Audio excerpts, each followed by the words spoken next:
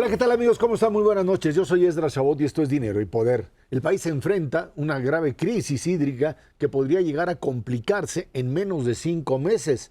En el caso de la Ciudad de México, la escasez de lluvia y la sequía que enfrentan los capitalinos haría que el sistema Cutzamala llegue pues lo que se conoce como el día cero, en el que no habría ni una gota de agua. La situación es por supuesto grave a nivel nacional, pero en unas partes pues es todavía peor que en otras. Para hablar de este tema nos acompaña en el estudio de Dinero y Poder José Luis Luajeta Amargo, presidente de Ciudad Posible y exdirector de la Comisión Nacional del Agua. José Luis, muchas gracias por estar aquí con nosotros. Ernesto Cervera, Macario Esquetino, buenas noches. Buenas noches. ¿Por qué se está acabando el agua? Muchas gracias por la invitación. Contrario. Macario, Ernesto. Pues yo creo que estamos en una situación realmente de emergencia. El año pasado, Erra, fue uno de los años más secos en todos los registros del Servicio Meteorológico Nacional, que lleva un monitor de sequía. Es un documento que se publica quincenalmente en coordinación con Estados Unidos y Canadá, ¿no? Esa situación de sequía llevó a que la mayor parte de las presas centro y norte del país están hoy por abajo del 50%. Y particularmente Cutzamala es una zona donde no llovió. Y en noviembre, cuando las presas deberían de estar en promedio en un 80% de almacenamiento, estuvieron en 38%. Esa es la razón por la que estamos en esta crisis tan grave. Desde mi punto de vista, es un asunto que amenaza la seguridad. Es una verdadera emergencia. De acuerdo a una ley que está vigente, la Ley General de Protección Civil, debió de haberse ya decretado situación de desastre.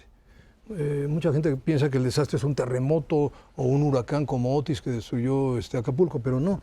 La sequía extrema es verdaderamente una condición de desastre natural, porque pone en riesgo a la vida de las personas. En el norte, por ejemplo, distritos de riego, varias regiones que tuvieron sequía extrema y sequía excepcional, que es el mayor grado de sequía, no van a poder concluir sus ciclos de riego, no van a poder llevar a cabo el ciclo primavera-verano, y bueno, es una condición francamente terrible, ¿no? Y zona metropolitana de la Ciudad de México, que depende solo una parte de Cutzamala. En realidad, la mayor parte depende del agua subterránea, que también es un problema. Pozos. Así es, de pozos profundos. Digamos, varios municipios del norte poniente, desde Naucalpan, Atizapán, Izcalli, Tlalnepantla y otros, tienen mayor abastecimiento de Cutzamala. Por ejemplo, Atizapán recibe hasta 75% de Cutzamala. Acabo de reunir con una serie de directores de organismos de cuenca de la zona metropolitana y me dijeron, estamos solos, no vamos a poder sobrellevar esta crisis, porque la Conagua, el sistema de aguas y la Comisión Estatal del Agua del Estado de México les dijeron, rehabilita pozos, equipa pozos, perfora pozos, o sea, arréglatela como puedas, ¿no? Pero aquí la realidad es que cualquiera de estas acciones representa muchos recursos. Se requieren proyectos, rehabilitar un pozo te puede llevar 3, 4 millones de pesos. Perforar un pozo, una cantidad incluso mayor. Y la realidad es que no tienen el recurso. Es una tristeza, pero los organismos operadores municipales están realmente mal, ¿no? Entonces, ¿por qué no declara la Secretaría de Gobernación la declaratoria de desastre natural? ¿Por qué no hay Fonden? Porque al presidente de la República se le ocurrió absurdamente, irresponsablemente, eliminar también el Fonden. Nada más que el Fonden era el instrumento financiero del Sistema Nacional de Protección Civil, que establece una serie de protocolos y de procedimientos para apoyar a la población en caso de desastre, en caso de emergencia, ¿no? Entonces, no hay Fonden. Lógicamente, las autoridades secundarias, la Secretaría de Gobernación, los directores de organismos, no se atreven a elaborar los documentos, ¿no? Esto es una situación muy grave que pone en riesgo realmente la seguridad nacional. Al respecto, José Luis, este fenómeno, aunque es un fenómeno que ha estado creciendo en el tiempo, en buena medida responde al clima actual, el fenómeno del Niño, que era esperable, sabíamos desde el año pasado de qué tamaño iba a ser, por eso el año pasado fue el más caluroso registrado en los últimos 150 años, de manera que esto era previsible no desde noviembre, sino desde enero del año pasado, cuando menos, y pudieron haberse ido tomando medidas para resolver. No es solamente que hoy no quieran declarar el desastre, es que tampoco se tomaron medidas en los meses previos en previsión de lo que sabíamos que iba a ocurrir. Es algo que, por ejemplo, en Nuevo León han estado sufriendo porque también no tomaron las medidas a tiempo y ahora fingen que están terminando su nuevo sistema hidráulico que tampoco funciona. Entonces, esta política de simulación sí resulta costosa y no sé si habría manera de que pudiéramos hacer algo todavía ahorita en febrero para evitar llegar al día cero o la hora cero, que creo que está estimada para mediados del mes de junio en la Ciudad de México. No, indudablemente esto es una falta de gobiernos que no tienen memoria y que no le dan continuidad, Macario, a los programas, ¿no? Realmente la política hídrica requiere una agenda de largo plazo, con visión de cuenca, como una hoja de ruta de una serie de acciones que tienes que hacer en infraestructura, en tecnificación, etcétera, para ir, digamos, paliando el problema del cambio climático, porque efectivamente estos fenómenos extremos cada día van a ser mayor como efecto del fenómeno del cambio climático. Y además hay que trabajar mucho en restauración de ecosistemas, reforestación, áreas de recarga de acuíferos, etcétera, donde en esta administración no se ha hecho nada, así nada. O sea, realmente la caída, Macario, en presupuesto de infraestructura hídrica es tremendo. Me da pena decirlo porque la CONAGO es una gran institución, heredera de la Secretaría de Recursos Hidráulicos, pero está operando con la mitad del presupuesto con la que un servidor terminó hace 12 años. Yo terminé en el 2012 con el doble de presupuesto, pero en materia de infraestructura igual, prácticamente está a la mitad. Y lo más grave, el apoyo a municipios en una serie de programas que había de subsidio, de paripasu para realmente apoyar la infraestructura a nivel de los organismos operadores, está en cero. Entonces sí estamos ante una situación verdaderamente grave, pues que tenemos que paliar de alguna manera, ¿no? Por ejemplo, el caso de la zona metropolitana de la Ciudad de México, Cutzamala y Lerma, que son las dos fuentes externas, representan el 30%. El 70% del abastecimiento de la zona metropolitana, que es la misma cuenca, es de los acuíferos, del agua subterránea, que está en una condición de sobreexplotación crítica. Ahora dan la instrucción, perfora pozos, vete sobre el acuífero, cuando, si tú me preguntas, ¿qué está más grave? ¿Cutzamala o el acuífero? El acuífero. Realmente, yo le llamo a este problema de Cutzamala el último aviso de una catástrofe inmanejable. Porque, Monterrey tiene muchos más recursos, pero son 6 millones de habitantes. Pero la zona metropolitana, además ser capital, sede de los poderes, lo que es CDMX, realmente la zona metropolitana somos 22 millones de habitantes. Y una crisis de agua con 22 millones de habitantes no es manejable. Entonces, ¿por qué no actuó la autoridad en su momento? No tomó las previsiones, es correcto, una grave falta. Pero que no lo haga en este momento, bueno, ya es una locura, ¿no? ¿Qué están esperando? O sea, hablas de julio, déjame hacer una aclaración. Están dando una información equivocada, perdonen. O sea, en realidad, llevar a cero las presas de Cutzamala, eso es imposible. Por ejemplo, Valle de Bravo, que es la última que alimenta a la planta potabilizadora, está alrededor del 35%. Más abajo, la concentración de contaminantes, lamentablemente, por descargas de aguas negras, de una serie de contaminantes, no va a ser tratable en la planta potabilizadora de Berros. Nuestro horizonte es a abril, porque cuando llega a un nivel en el que ya tienes metales y otros contaminantes, cuando tú la llevas a la planta potabilizadora, no la vas a poder potabilizar. Sería verdaderamente criminal que alguien dijera, pues aviéntala porque no hay agua. Imagínense ustedes el problema de salud pública, lo que puede implicar mandar un agua sin la calidad adecuada. O sea, es mucho más grave, es muy urgente, y yo sí hago un llamado. ¿Qué está esperando el gobierno? Los municipios requieren las elecciones. Recursos. Sí, pero no van a llegar las elecciones, Ernesto. Porque dicen, perfora un pozo. Recurso para perforar, para rehabilitar, para equipar, millones de pesos. Se requieren carros tanque, porque los pozos que rehabiliten no van a tener conexión a una red y no vas a poder distribuir el agua. Necesitas carros tanque. No hay. Personal para operar, gastos para adecuar las redes, etcétera. Es inconcebible que a estas alturas no haya habido una acción verdaderamente de emergencia. No lo previeron, porque es un irresponsable, pero que no lo hagan ahorita, francamente estamos en un nivel muy crítico. José Luis, mencionaste al principio el impacto que tiene sobre otro sector también trascendente. O sea, nos quedamos sin agua y nos morimos, pero nos quedamos sin alimento y también nos morimos. Claro. La agricultura del país está en serios problemas en este primer semestre. Y estamos todos felices porque la inflación, salvo estos últimos 3 meses, ha estado medio bajando, pero viene un problema bastante serio en términos de alimentación, de producción, de lo fundamental.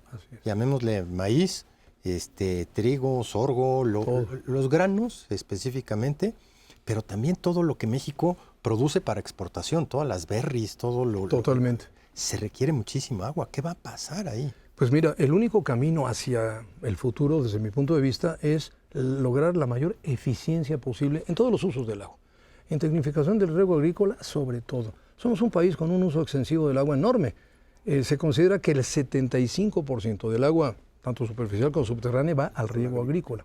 Haciendo un cálculo así muy sencillo, matemático, si tú lograras por tecnificación bajar un punto porcentual, cada punto porcentual representaría 500 millones de metros cúbicos, casi lo que requiere, por ejemplo, la zona metropolitana de Monterrey, ¿no? Ahora, ¿por qué la declaratoria, Ernesto? ¿Por qué insisto en ello? Porque efectivamente tenemos una crisis en la zona metropolitana de la Ciudad de México, pero en el norte, en Sinaloa, en Sonora, en Chihuahua, hay un problema muy grave. Debieron desde más o menos julio, junio, haber decretado la emergencia y haber tomado medidas. Porque las pérdidas de no concluir un ciclo agrícola o de no arrancarlo son brutales. Es para mí increíble que el presidente antier, con motivo de las reformas constitucionales, manda una que dice, bueno, si no hay agua o hay escasez, va al uso doméstico y no para los otros usos. Que por cierto, está en la ley. Es prioritario el uso como derecho humano al agua, ¿no? Sí, pero ¿y qué pasa con la agricultura? Por ejemplo. ¿Qué pasa con la producción? ¿De qué van a vivir los que reciben agua disque para beber, no? No, es un problema muy, muy serio. Entonces, el camino, Ernesto, es una agenda de largo plazo, que ya la teníamos, que era la Agenda 2030, en el que se requiere una inversión sostenida para tecnificación al máximo. ¿El sector privado puede participar en eso? Claro, bueno, sí, claro. De hecho, ¿O lo tiene que hacer al 100% si el gobierno no quiere? Debe de haber subsidios y apoyos para realmente lograr esa tecnificación. Los distritos de riego, por ejemplo, tienen algunos muy buena organización e incluso capacidad de financiación.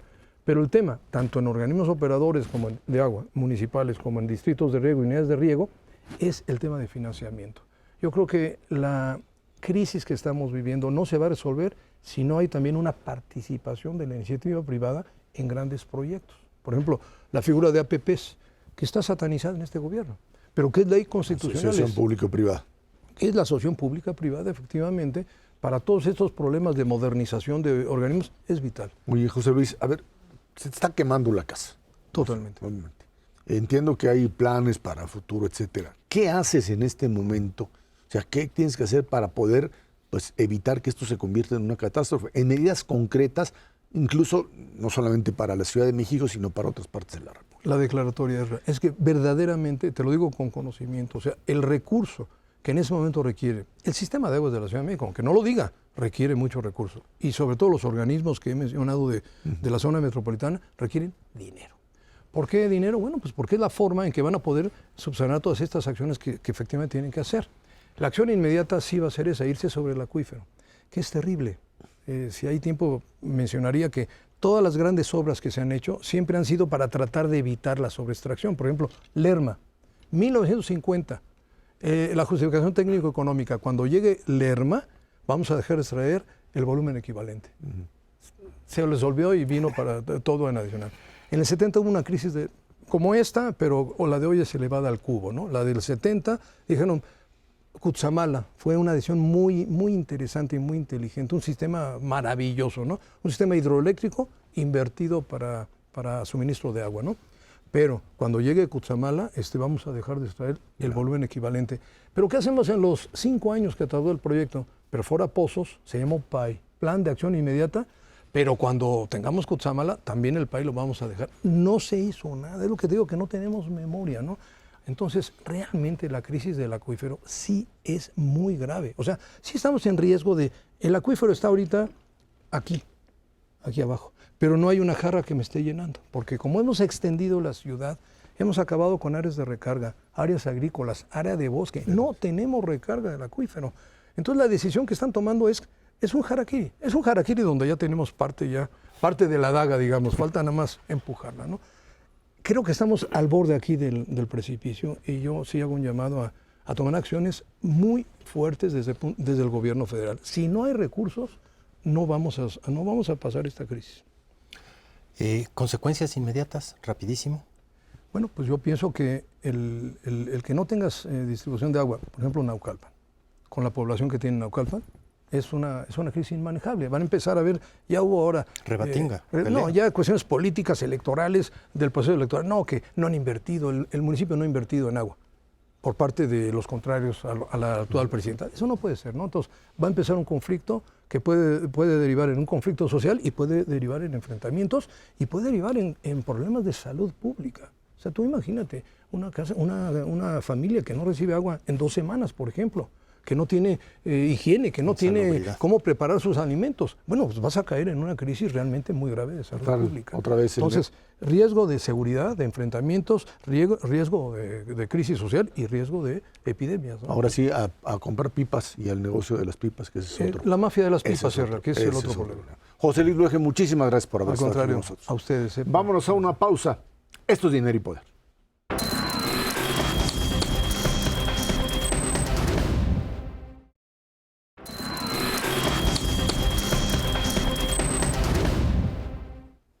Con el objetivo de afianzar a la cuarta transformación en la vida política del país, el presidente Andrés Manuel López Obrador presentó 20 iniciativas de reforma, 18 de ellas constitucionales.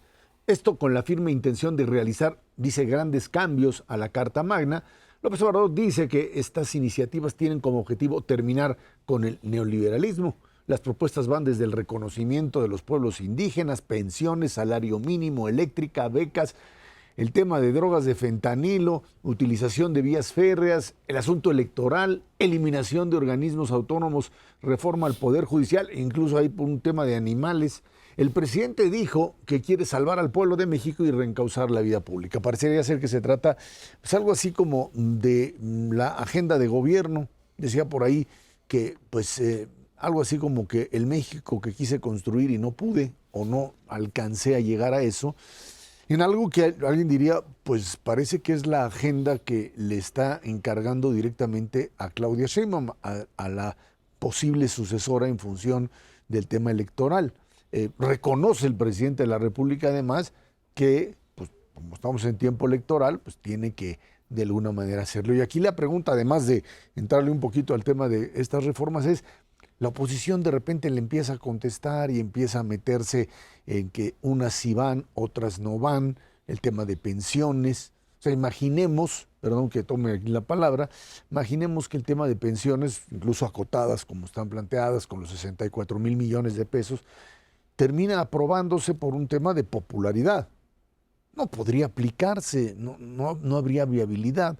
A lo mejor se convertiría en letra muerta, pero por lo pronto ahí está el riesgo de meterse o meter este tipo de temas tan populares, pero sin sustento económico, en un momento electoral en donde pues nadie quiere perder la popularidad, nadie quiere aparecer como el que no dio las pensiones.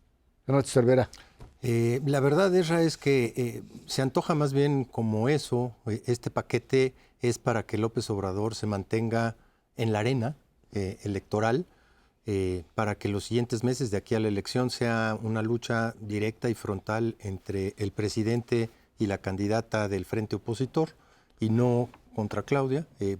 Claudia Sheinbaum se ha visto obligada por las circunstancias a adoptar las 20 medidas, las 20 propuestas sin chistar absolutamente nada. Digo, hay muchas que no le caen nada bien, especialmente la vinculada con la revocación de mandato. Sin duda alguna, a nadie que tenga alguna posibilidad de ser presidente, pues le encantaría que con un porcentaje verdaderamente mínimo del electorado la puedan quitar. Y yo te diría, sí, al margen de discutir cada una de estas 18 o 20 reformas, las 18 constitucionales, no se antoja viable absolutamente ninguna de ellas. Ese es el problema de fondo. No entrarían en vigor sino hasta después de un tiempo muy importante y no presentan, bueno, si esto es precisamente el tipo de país que quiere o defiende López Obrador, es una regresión no a 1980 o 70, es antes, a 1960 o antes, en el pleno apogeo del PRI, quitando absolutamente todos los órganos autónomos en el país y en un contexto, pues yo te diría para la oposición, pues desafortunado en términos de que si no le entran a la discusión, sería lo mejor para limpiar la arena y que verdaderamente haya una discusión de propuestas, pero con las dos opciones, no entre el presidente y Xóchitl, sino entre Claudia y Xóchitl. Y si le entran a la discusión, pues es tiempo perdido para discutir lo que verdaderamente está sobre la mesa, que es la gran problemática que enfrenta el país en los tres frentes fundamentales: inseguridad, corrupción y combate a la pobreza. Macario. Pues lo que presenta el presidente es curioso porque no tiene en ningún momento como objetivo que el país le vaya mejor. No hay ninguna de estas propuestas donde tú dijeras es en bien del desarrollo del país, del crecimiento económico, de la productividad o cosas de esas, cero. ¿Qué es lo que presenta? Pues una lista de súper en donde hay de todo, cosas que no tienen nada que ver. Incluye los vapeadores al mismo tiempo que el cambio total del Poder Judicial. Digo, estamos hablando de temas totalmente diferentes en términos de profundidad. Yo creo que se pueden clasificar las propuestas que hace en tres grupos. Hay unas que son absurdas, o porque ya están, como es el caso de indígenas, afroamericanos, derecho al trabajo, a la educación, a la vivienda, o porque no tendría mucho caso meterlas en la Constitución, temas que no dan el nivel de una Constitución. El segundo grupo serían aquellas que son inviables, es decir, que cuestan tanto que no las podríamos hacer. Ahí está el tema de becas, el tema de pensiones, el tema de Comisión Federal, volverle a dar toda la fuerza, eso es inviable. Y finalmente hay un grupo de propuestas que son peligrosas para la República. Son las que tienen que ver con Poder Judicial, con la reforma electoral, con el tema de la revocación de mandato, etcétera. Entonces, por donde le vea uno, esto no tiene sentido. ¿Por qué las presenta ahora? Pues porque no quería ir a Querétaro, porque el año pasado en Querétaro le fue muy mal. Ahí fue donde Norma Piña se puso enfrente de él y desde entonces pues ya no le gustó nada al presidente lo que hace el Poder Judicial. En el último año hacer esto es únicamente un tema electoral. Él quiere utilizarlo para con ello estar en la discusión pública. Creo que la oposición hizo bien al decir, oiga, lo de pensiones lo discutimos, nada más díganos de dónde sale el dinero. Yo creo que está bien eso, porque nadie quiere, como tú bien dices, salir como el malo de la película. Entonces, pues que expliquen lo del dinero. El fondo de 64,000 millones de pesos, primero no se puede hacer porque no vas a poder cerrar los organismos autónomos tan fácil. Y segundo, no alcanza para nada. Entonces, no tiene sentido esto. Qué bueno que lo van a discutir. Lo demás creo que ni siquiera tiene caso. Me parece ya muy preocupante la actitud de López Obrador frente a su candidata. Es decir, no solo le quitó al que ella quería como candidato en Ciudad de México, la mandó llamar para que se viera que él es el que manda, sino que ahora le dicta lo que debe hacer en su gobierno. Esto a mí me parece ya un tema de enfermedad, porque yo entiendo que un presidente quiera impulsar a su candidato a ganar la elección. Incluso puede ser ilegal, pero se entiende. Pero que desde la presidencia destruya a su candidata nada más para demostrar que el único que manda es él, yo creo que es un tema de enfermedad. Ahora, el problema radica también en el hecho de que yo insistiría, si tú metes esto al mismo tiempo que se dan las campañas electorales, lo que vas a estar jugando es a dos espacios. Uno, el espacio, digamos, legislativo, con toda la contaminación electoral. Y ahí es donde pues Claudia Sheinbaum tendría que decir esto sí y esto no, por un lado. Y por otro lado, la campaña política, en donde yo creo que pues es el momento en donde si la oposición o Xóchitl Gálvez pretenden remontar una pues diferencia que existe en las encuestas, necesitarían empezar a hablar de esos temas, o de, no de estos, sino de aquellos otros que de alguna manera serían la alternativa, no solamente a estos, sino a todo el proyecto. Porque si tú lo que haces es desecharlos o decir que no, y no pones nada en el papel, lo único que estás haciendo es abrirle el espacio a quien tiene además el poder central y tiene la posibilidad, sin duda, de seguir conteniendo o seguir absorbiendo el voto de los indecisos, que es finalmente sobre los que Xóchitl va, ¿no? Y además, no está increíblemente difícil encontrar los 2 o 3 temas sensibles para la población en donde se clama por un modelo alternativo, diferente al que hemos tenido los últimos 5 años. Está la parte de seguridad, en donde dejar a la Guardia Nacional ya definitivamente con todas sus letras adentro del ejército, pues sería pan con lo mismo, número uno. Ahí sí puedes plantear algo que verdaderamente tenga sentido, que pueda tener factibilidad y que lo puedas desarrollar. Algo completamente diferente para ponerlo como alternativa para la población. Salud, verdaderamente tuvimos pues, un desastre estos últimos 5 años. Quisiera decir algo en específico del sector salud, pero no sé a cuál de todos, si al INSABI o al actual o al IMSS, no sé. Pero sí puedes poner sobre la mesa algo que verdaderamente se ocupe. Y desde luego algo en la parte de educación. Con esas 3 tienes para discutir efectivamente hacia dónde quieres. Y bueno, no digamos la parte de corrupción y de las instituciones en este país que sin duda alguna pueden mejorar notablemente esa posición hacia adelante. A mí me parece que el tema de crecimiento económico, de desarrollo, de que tenga futuro el país es algo importantísimo que López Obrador no cubrió. Sobre lo que él no ha avanzado nada en estos 6 años, es algo de lo que Claudia Sheinbaum no ha hablado.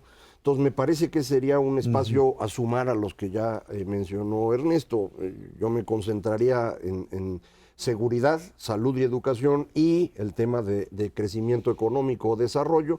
Es cierto que en este último año la economía no estuvo tan mal, pero cuando uno ve los 5 años, pues fueron 5 años perdidos, prácticamente sin crecimiento económico, y todo el que hubo dependió fundamentalmente de Estados Unidos. Entonces, plantear algo claro en esa dirección me parece que sería muy útil. Creo que puede hacerse alrededor del tema de energía, hacer un planteamiento claro en términos energéticos, que eso va a ser el gran problema. Se puede retomar ahorita el tema de agua, que es un asunto relevante para el país. Creo que hay varias cosas, pero lo más importante es no entrar en el juego de discutir las cosas que planteó López Obrador específicamente, porque eso es lo que a él le interesa, y él ya no tiene importancia, él ya se va. No importa qué haga, se tiene que ir dentro de unos meses. Entonces, presentar un paquete de este tamaño cuando el sexenio está terminando, pues no tiene sentido. No lo hace nadie en el mundo, no lo había hecho nadie en México. No, pero es una narrativa que le permite a él seguir hablando. O sea, en términos y que a Claudia a ver quién la ayuda. A ver quién la ayuda, pero bueno, lo importante aquí es si esa narrativa finalmente le sirve o no le sirve a Claudia como elemento de campaña. Vamos a ver eso. Vámonos a una pausa y de regreso platicamos con usted el tema de empleo. Otra vez, ¿en dónde crece? ¿En dónde están las fallas? Y por otro lado también, pues toda una estructura económica que en el país comienza pues a dar signos de debilidad en algunas de sus partes. Vámonos a una pausa. Esto es Dinero y Poder.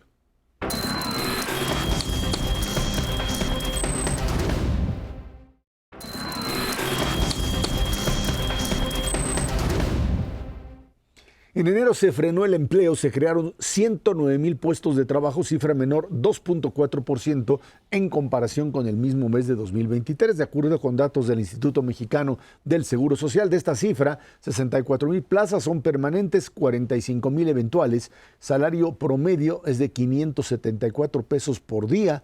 Los sectores con mayor crecimiento porcentual en puestos de trabajo en el último año fueron construcción, transportes, comunicaciones y comercio. Macario, estamos hablando pues de un tema de generación de empleos que disminuye, de producción que también de alguna manera entra en esta fase que no sé si está vinculada necesariamente con la economía norteamericana, una economía que pues sigue creciendo, pero que por ahí hay señales ya de que esto empieza a detenerse.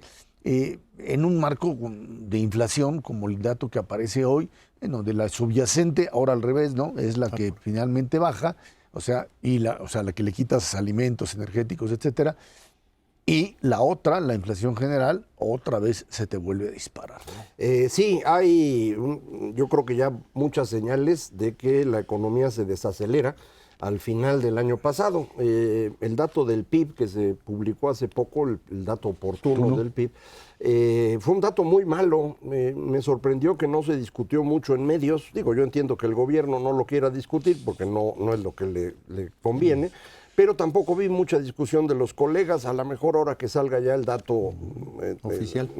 Sí, más oficial, digamos, ya se podrá discutir, pero sí hay una caída. El último trimestre del año ya no está tan bien. La economía parecería estar creciendo ya más cerquita de 2% que de 3%, y este dato de empleo confirma eso para el mes de enero, en donde el crecimiento pues, de la economía probablemente ande en el 2%, dado el número de empleos que se generaron. El otro dato que tenemos de enero es el comercio exterior. Hay una caída continua de las importaciones, que es la mejor señal del comportamiento de la economía mexicana. Y finalmente, en el caso de los autos, por ejemplo, aunque enero no fue tan malo, diciembre fue espantoso, y entonces estamos ya lejos del máximo que llegamos a producir en México de automóviles. La recuperación ya no fue total. Creo que en esto está influyendo ya de manera importante China. Me imagino que muchos de los amigos del auditorio habrán visto ya autos chinos en las calles. En el último año, 1 de cada 5 autos vendidos en México vienen de China. Y esto era prácticamente cero hace 5 años. Entonces, si esos autos vienen de China y se están vendiendo en México, pues significa que los autos producidos en México tienen menos mercado aquí. En Estados Unidos no está creciendo mucho el mercado y entonces pues hay menos producción. Entonces, cuando empiezas a sumar, pues sí, son muchas señales ya de una economía que se viene frenando. En la estimación que tenía el Fondo Monetario Internacional en octubre, ellos esperaban que tanto Estados Unidos como México crecieran abajito de 2% para este año. Luego, con los datos de fin de año, se emocionaron y nos subieron a todos, y creo que le van a regresar ahora para marzo, porque efectivamente las señales son que sí nos estamos desacelerando, y es una desaceleración, como dices, que va acompañada con un incremento en los precios que, bueno, pues yo creo que va a ser una cosa preocupante. Ahora, en esto estamos ante también este escenario de mayor participación del mercado mexicano en los Estados Unidos. Me parece México como el primer exportador o el primer vendedor de mercancías a los Estados Unidos, en algo que le pega a China y que habla de esta recomposición de lo que podríamos llamar el comercio exterior. No es que seamos los campeones, cuidado. O sea, en esta competencia México-China por el mercado manufacturero de los Estados Unidos, sí salimos por primera vez desde el año 2000. Nos echamos 23 años para poder recuperar esa posición que teníamos frente a China. La verdad no es porque seamos más competitivos que ellos, es porque Estados Unidos le impuso restricciones a China. Y China ha buscado desesperadamente cómo meter sus productos en diferentes partes del mundo, entre otros a México. Y de manera muy importante, como señalaba Macario, en el caso automotriz, pero agárrate el sector que quieras, textiles y prendas de vestir. O sea, lo que vestimos los mexicanos en más de 30% viene de China, de diferentes medios. Es una locura la penetración que están teniendo productos de esta naturaleza hacia México.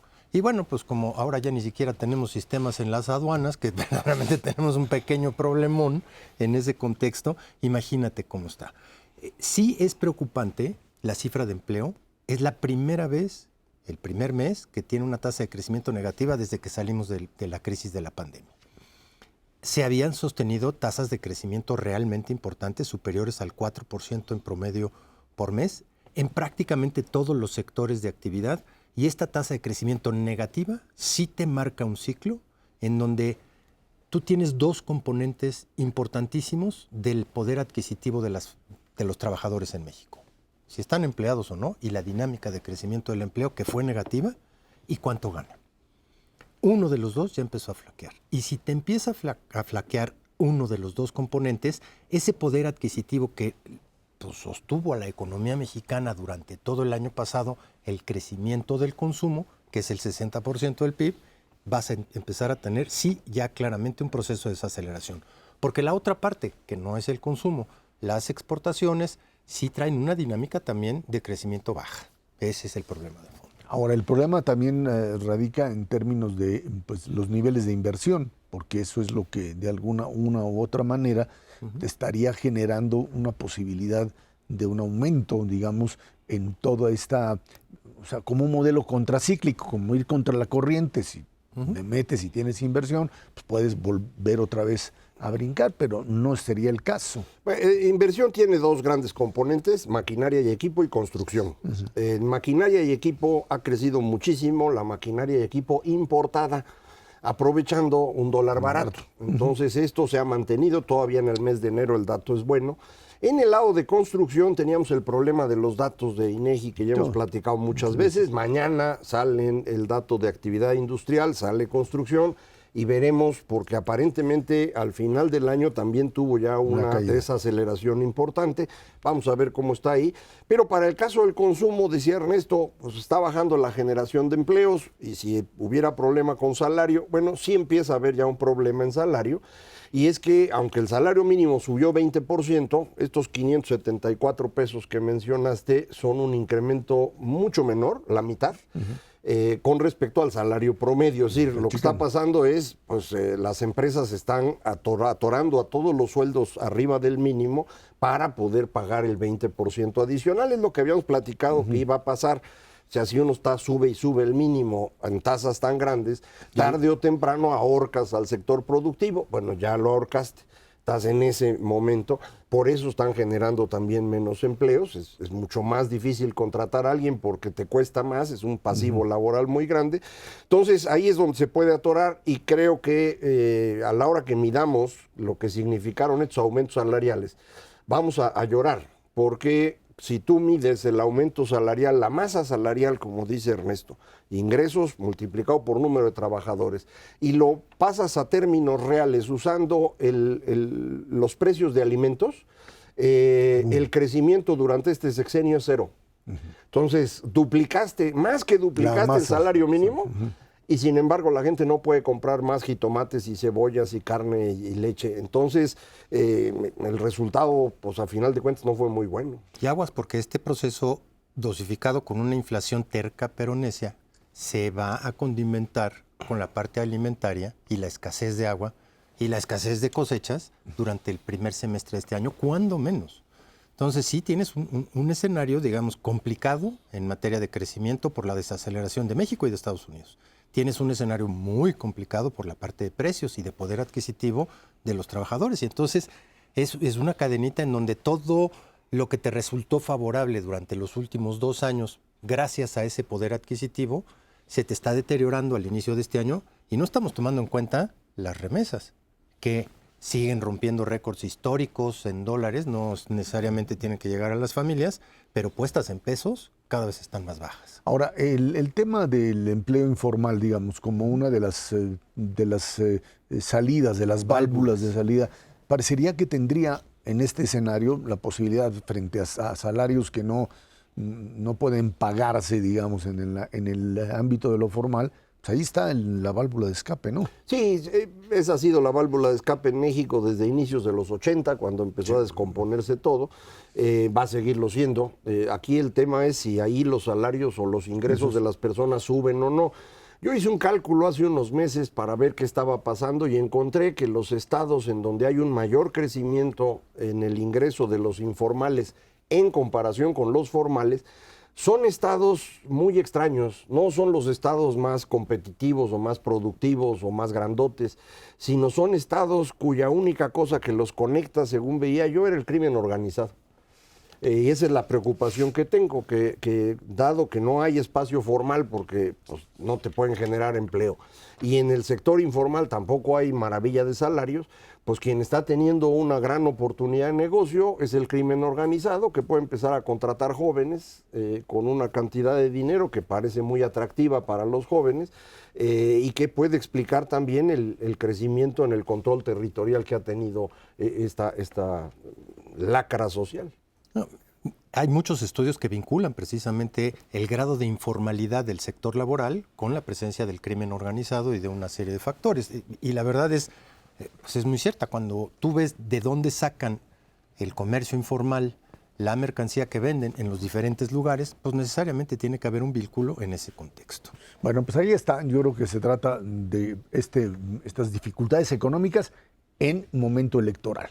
Y esto es lo que vamos a ver durante los próximos meses, de aquí a junio, a ver hasta dónde esto puede ser contenido o se convierte en un factor para finalmente emitir el voto. Vámonos a una pausa y de regreso platicamos con usted sobre el tema de la relación México-Estados Unidos, el tema de la frontera, la posibilidad de que en algún momento pues, el gobierno de Biden la cierre o el enfrentamiento que tiene con Trump precisamente en ese tema. Esto es Dinero y Poder.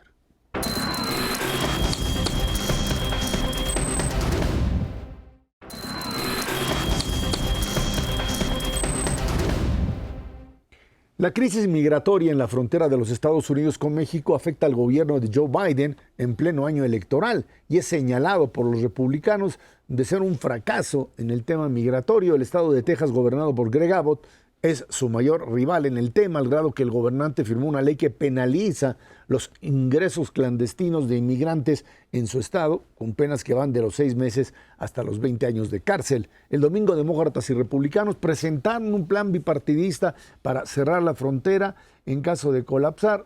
Este acuerdo, pues supuestamente ayudaría a Biden a conseguir los recursos para apoyar a Ucrania e Israel, pero pues simplemente le dijeron que no va. Que no va.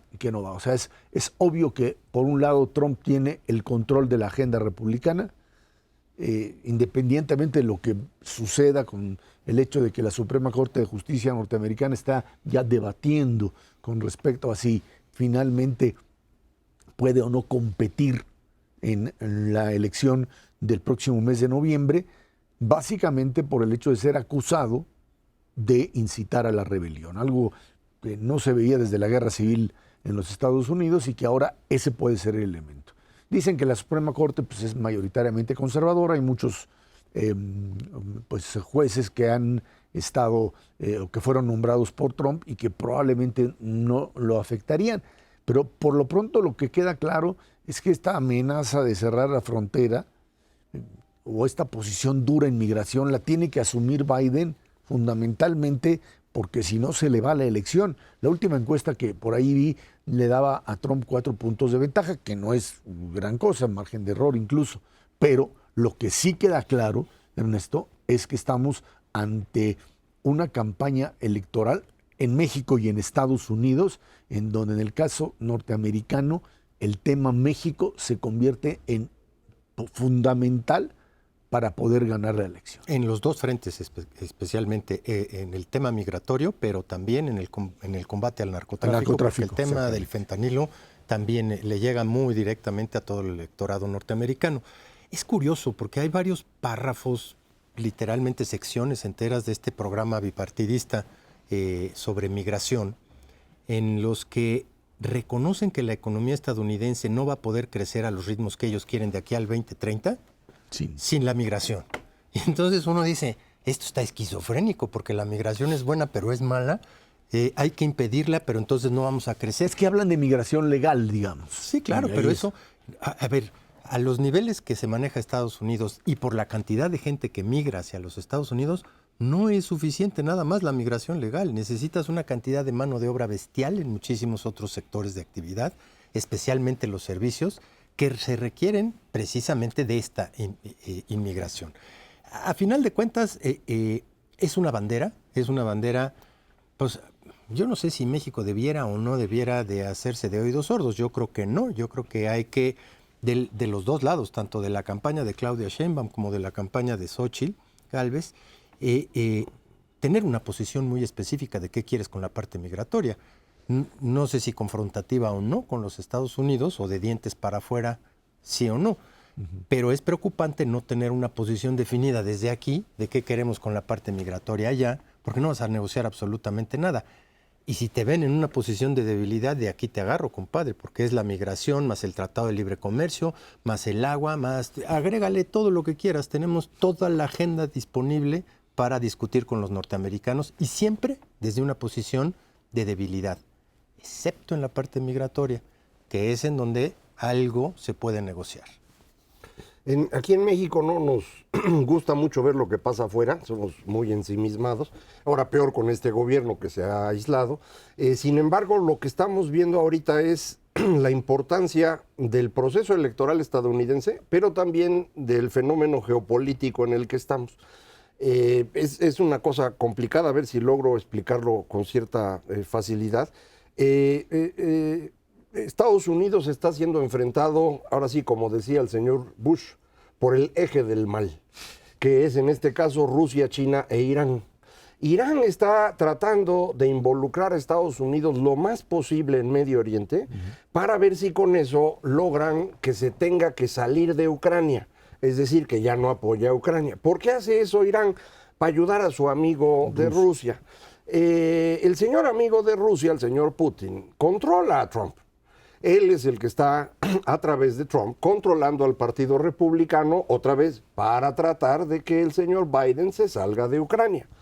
Curiosamente, ese mismo señor Putin llenó de espectaculares la Ciudad de México. Eso es Russia Today, RT, una agencia de información, más bien de desinformación rusa, construida para involucrarse en las elecciones en el continente americano fundamentalmente, para en Estados Unidos ir a favor del señor Trump y en el caso de México para jugar a favor del actual gobierno. Esa es su estrategia. Esto es una cosa que diría uno, parece teoría de la conspiración. No, no es una teoría de la conspiración, es simplemente dar seguimiento a lo que está ocurriendo en diversos lados en el mundo al mismo tiempo. Entonces, esto a lo mejor ayuda a entender un poco al pobre del viejito Biden, que está teniendo una cantidad de frentes abiertos inconmensurable, de muy alta dificultad, los ha ido sacando. Es decir, el señor realmente es un genio para la parte de política exterior y para la política parlamentaria en su propio país, pero no es mago. O sea, hay cosas complicadas. Por ejemplo, ahorita para esta cosa, incluso el Partido Republicano intentó desaforar a su responsable del área, el señor Mayorkas, y no lo lograron en parte porque un representante, un diputado pues del Partido Demócrata lo fueron a sacar del hospital para que fuera a votar. Bueno, los republicanos se pelearon y se salieron. Hubo 4 que finalmente votaron en contra. Y gracias a eso, pero de ese tamaño es. Entonces, para que no crean que lo nuestro es así nomás aquí lo que pasa en corto y que si el señor presidente y que si las candidatas, no.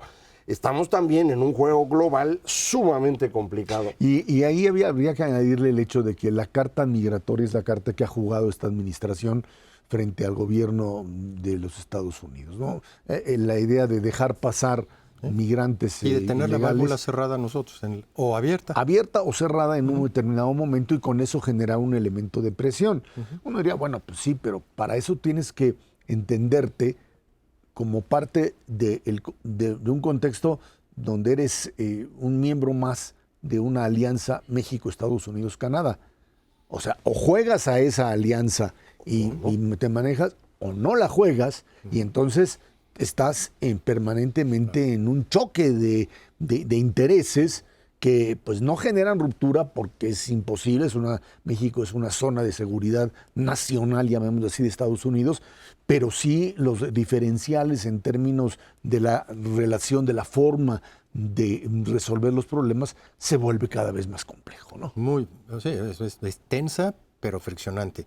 Y métele el aderezo de China, que bueno, en todo este contexto hay una lucha directa con Estados Unidos por la tecnología y por bien quién se apodera de la 5G y de los satélites que vienen hacia adelante. Y luego los nuevos países que pululan, que se llaman Amazon y que se llaman todos estos nuevos inversionistas que ya se están adueñando del espacio. En ese contexto, pues no tienes otro frente abierto, adicional, en el que no saben ni qué hacer, el de la desinformación y la información en todos estos medios adicionales que no sabes cómo van a jugar. Es la verdad de las cosas.